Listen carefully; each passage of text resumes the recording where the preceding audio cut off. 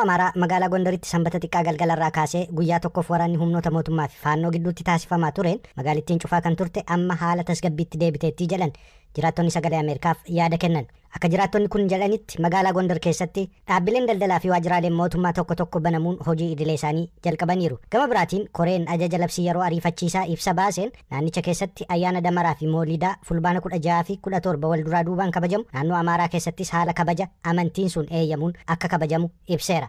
Labsii yeroo ariifachiisaa kun addabaabaayii irratti walitti qabamuu kan dhorku ta'us ayyaanonni kunneen kan kabajaman addabaabaayii irratti waan ta'aniif akka kabajaman eeyyameeraa jedha gabaasni Astar Misgaanaaw Baardaar irraa ergite.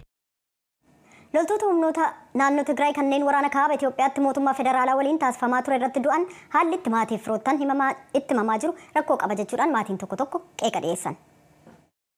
Maatiin loltoota humnoota naannoo Tigraay kan wal waraansaa kaaba Itoophiyaa keessa ture irratti wareegaman sagalee Ameerikaatti akka himanitti du'a ijoollee yookaan fira isaanii karaa alkallattii ta'een hiriyoota isaanii farraa dhagaa akka jiran himaniiru. Bulchiinsi yeroo kan naannoo Tigraayis dhimma kanarratti beeksisa akka baasu gaafataniiru. Abbaan tokko sagalee Ameerikaatti akka himanitti amma yeroon isaa dheeraa ta'eera. Maaltu akka ta'eeru dhaga'uu barbaannas jedhan. Sirna eebba gamoo loltoota humnoota Tigraay duraanii kan tibbana taasifame irratti dubbii kan dubbatan pirezidaantiin bulchiinsa yeroo naannoo Tigraay obbo Geetaachoo Raddaa mootummaa federaalaa waliin ta'uu waraana taasifamaa ture irratti miidhaawwan qaqqabaniiran yeroo dhiyootti beeksisuuf akka jiran himaniiru jedha gabaasni Mulgeetaa Asbahaa Maqaleerraa erge. Naannoo kibba Itoophiyaa keessaa lagi Oomoo guutee akkasumas daandiirraa ce'uu isaatiin horsiisee bulaan naannoo sanaa qe'eerraa buqqaasuu bulchaan godinichaa beeksisan. Ittaanaa bulchaan godinichaaf itti gaafatamaan qajeelcha haqaa obbo Tamasgan Gaarshoo VOA'f akka ibsanitti sababa balaa lolaan kana dura kanneen qe'ee ofiirraa buqqaan uummata 60,000tti dabaluudhaan horsiisee bulaan lakkoofsa wal fakkaatutti hedamu yaaddoo keessa jiru jedhan. Waggoota 5 darbaniif balaan lolaa irra deddeebi'uun kan hubee godina Oomoo kibbaa keessa ka jiraatan aanaa Daassanichi ammas lagi Oomoo guutee dambali'uudhaan horsiisee bulaan qe'eerraa buufata buqqa'uusaa beeksisaniiru. Obbo Gaarshoon VOA'f akka ibsanitti balaa lolaa sanaan biqiltuun horsiisee bulaa duraa barbadaa'uuf lafti dheedichaas bishaaniin liqimsamuu isaanii ibsaniiru. Beeladaaleen miliyoona 1.2 miidhaa kanaaf saaxilamaniiru jedhan jechuudhaan Yoonaataan Zabdiyoos gabaaseera.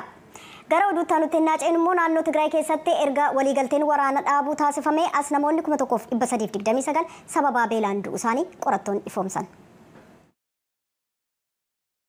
Qorannoo hooggantoota biiroo fayyaa naannichaa fi yuunivarsiitii Maqalee waliin gaggeeffameen naannicha keessatti beelli yeroo ammaa du'a namootaaf sababa isa ijoo ta'uu fi kunis dhibbeentaa yommuu kaa'amu dhibbeentaa 68 irra ga'uusaa ifoomsaniiru jedha gabaasni Associated Press. Qorannoo manaa manatti deemamee gaafatame aanaa 9 fi buufataalee namoota qe'ee isaanii irraa buqqaan 53 keessatti hagayya 15 hanga 29 bara 2023tti taasifameen argannoo argamedhas jedhameera. Akka qorannoo kanaatti gargaarsi midhaan nyaataa dhaabbata gargaarsaa idil addunyaa kan United States USAID fi dhaabbata mootummoota gamtoomaniin taasifamu sababa midhaan gargaarsaaf ergameeru hatameera jedhuun addaan cituun isaa sababa ijoo ta'us eereera. Naannoo Tigraay keessatti duuti namootaa sababa beelaan ji'a bitootessaa keessa 159 irra ture erga gargaarsi midhaan nyaataa dhaabbatee ji'a adoolessaa keessa dachaa lamaa oliin dabaluun 305 irra ga'us qorattoonni kunneen ifoomsaniiru. Beelli naannoo Tigraay keessatti bal'inaan kan mul'ate yeroo wal waraansi mootummaa federaalaa fi humnoota Tigraay gidduutti taasifamaa turetti yommuu ta'u mootummaan federaalaa tajaajiloota naannoo Tigraay keessaa fi hulaawwan gargaarsi ittiin seenu cufuu isaatiinidha. Gareen ogeessota dhaabbata mootummoota gamtoomanis yeroo sanatti mootummaan federaalaa beela akka meeshaa waraanaatti fayyadameera jechuun qeeqaniiru. Mootummaan federaalaa Itoophiyaa garuu himannaawwan akkasii irratti dhiyaatan haalaa tureera. Waliigaltee waraana dhaabuu ji'a sadaasaa keessa mallatteeffame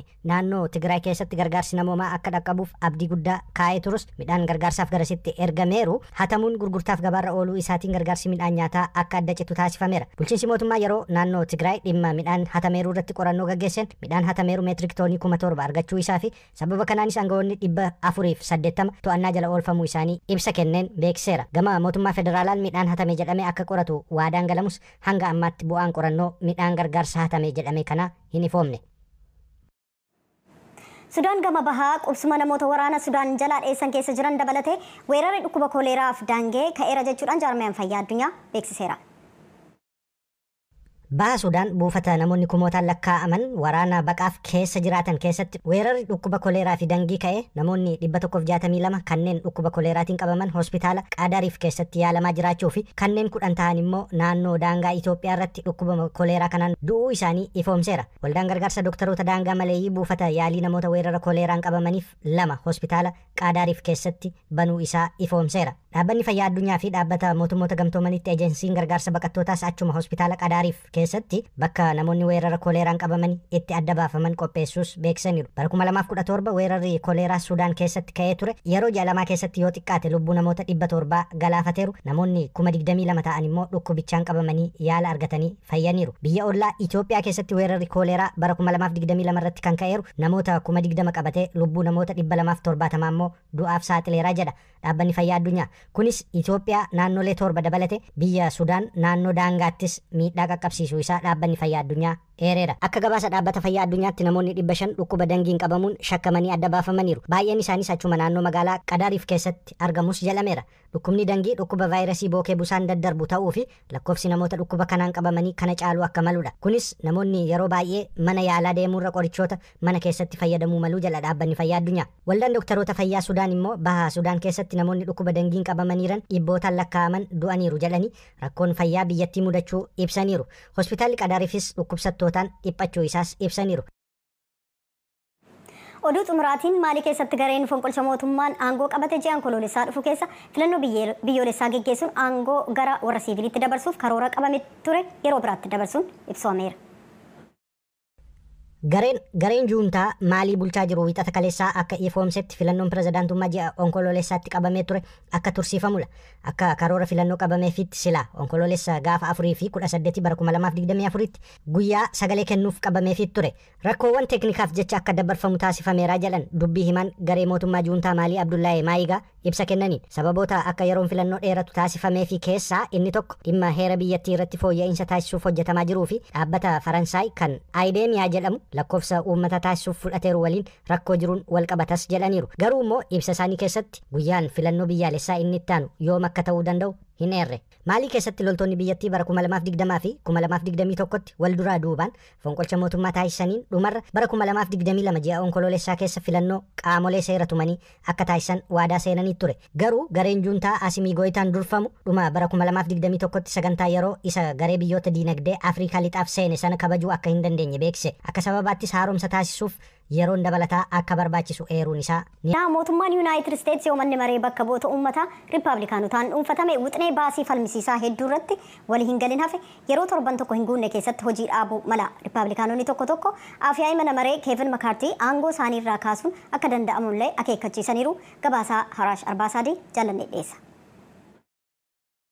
Wixinee baasii hanga ammaatti paartii Riippaabilikaanotaa keessatti qoqqoodamiinsa mul'atu saaxile irratti yoo Koongireesni Yuunaayitid Isteetsi waliigaltee irra ga'uu dadhabe yeroo torban tokko hin guunne keessatti mootummaan ni cufama.